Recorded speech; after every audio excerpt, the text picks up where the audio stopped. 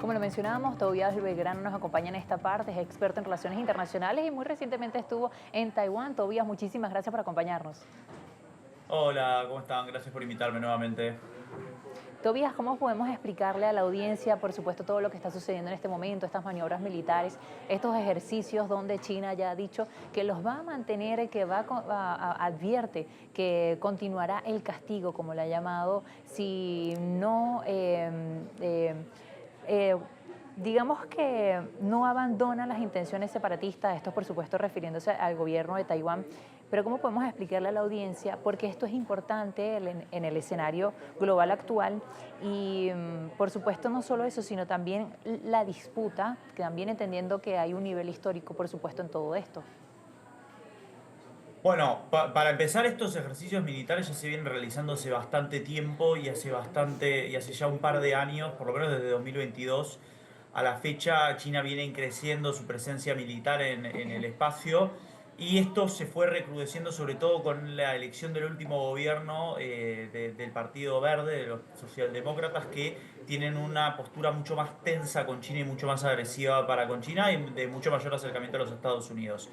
Esta situación, además, se ve radicalizada o empeorada, sobre todo tras la elección de Donald Trump. ¿Por qué? Porque Donald Trump está dejando en muchos casos en una situación de reducción de su presencia en el área por la política de America First del presidente Donald Trump, mientras que China está siendo sancionada por las tarifas al comercio que está imponiendo el gobierno norteamericano el día de hoy, en el Día de la Liberación, donde se van a imponer tarifas a distintos países del mundo, particularmente China, que es el que mayor énfasis le pone el presidente norteamericano.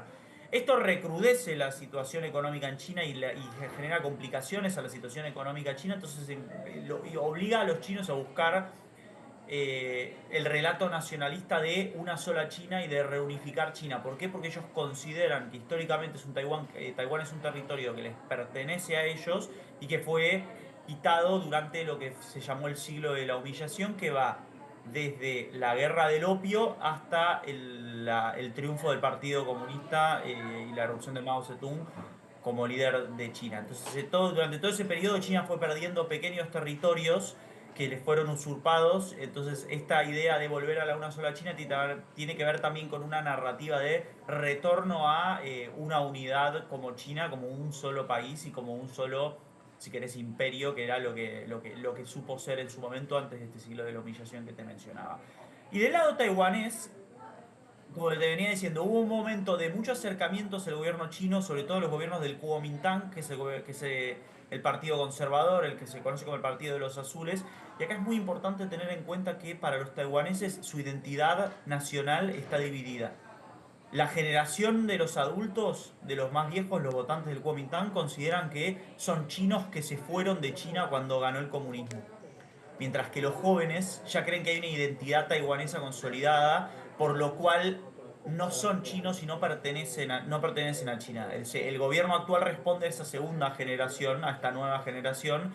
Entonces hay una identidad dividida en la cual el empate técnico-político es que las cosas tienen que continuar como están. No hay ningún interés en recrudecer el conflicto con China ni en avanzar en un conflicto mayor, pero también el gobierno tiene que garantizar su supervivencia, empujando, si querés, ciertas tensiones para que eso obligue a los aliados de Taiwán a acercarse y proteger a la isla de un potencial ataque chino. Y ya con esto finalizo. ¿Por qué es importante geopolíticamente? Porque Taiwán es uno de los productores de semiconductores, de la industria de semiconductores más importantes del mundo, y se puso en jaque cuando China libera DeepSeek. Entonces, si China de repente avanzara sobre Taiwán, tendría el control sobre la industria de semiconductores del mundo y además de la elaboración y producción de tecnología a nivel mundial, que es lo que ya viene haciendo China en los últimos años. Ahora, Tobías, me parece muy importante lo que mencionabas con respecto a la identidad de los que, por supuesto, habitan en este momento en Taiwán. Entendemos las varias generaciones que hay en este momento, pero además cree que podamos estudiar nosotros aquí en este momento, pero también la comunidad internacional, un posible enfrentamiento, no en poco tiempo, pero quizás en algunos años con respecto a que las generaciones venideras también se van a sentir menos compenetradas a China. Entonces, podríamos realmente estudiar un enfrentamiento o que más adelante incluso estas partes puedan llegar a un acuerdo, sin embargo no parece ser esa la posición de Pekín, por supuesto, en este momento. No, mirá, según las encuestas que cuando yo estuve allá me pasaron de la Universidad Nacional de Chengchi, la situación general, la mayoría de los ciudadanos quiere mantener la paz en el conflicto y mantener la situación tal cual como está. No quieren ningún tipo de cambio respecto a incrementar el conflicto o incrementar las tensiones. Ese es como el empate hegemónico. Es decir, la mayoría que se siente pro-China o que se siente más taiwanesa no quieren saber nada con una guerra a gran escala con China, no les interesa. Quieren mantener el comercio y quieren mantener su vida como está, en esta especie de cápsula donde no hay grandes cambios al respecto. ¿Cuál es el problema? Es que China no tiene ningún interés en eso y que China le interesa avanzar en Taiwán.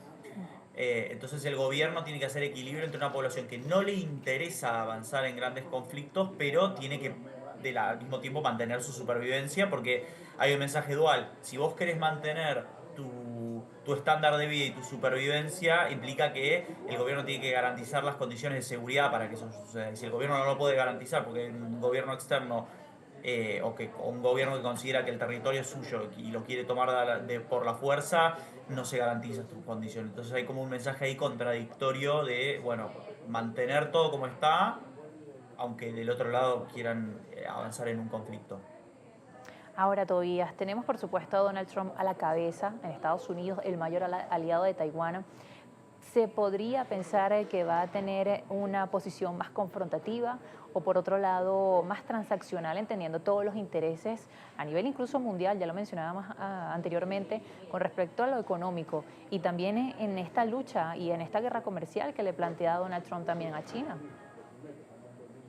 Mira, como te mencionaba anteriormente, en la cuestión geopolítica, si la industria de semiconductores que maneja Taiwán empieza a perder relevancia a nivel internacional, yo creo que con el tiempo va a ir como perdiendo relevancia estratégica Taiwán per se para los Estados Unidos, sobre todo con la política de Donald Trump, que de hecho ya hizo mención respecto al tema de Taiwán, de traer la industria de semiconductores o llevar la industria de semiconductores a los Estados Unidos de vuelta. Entonces, hay un riesgo y una tensión importante respecto a ese tema que puede generar que la relevancia estratégica de Taiwán se pierda. Sí, Estados Unidos siempre va a querer contrariar a China porque, bueno, están en esta carrera entre los dos países. Pero creo que si Estados Unidos continúa esta política de repliegue hacia la política doméstica y alejarse de este rol internacional de policía mundial y la relevancia estratégica de Taiwán va decreciendo, sería más posible, más previsible ver un conflicto en el mediano plazo de China para con Taiwán. Muchísimas gracias, Tobías, por acompañarnos este miércoles. No, gracias a ustedes nuevamente. Tobías Belgrano, experto en relaciones internacionales. Seguimos, por supuesto, muy atentos a estos ejercicios militares en Taiwán o alrededor de Taiwán, en parte de lo que revisamos, como lo más destacado también en Noticias Globovisión Internacionales. Ya regresamos con más.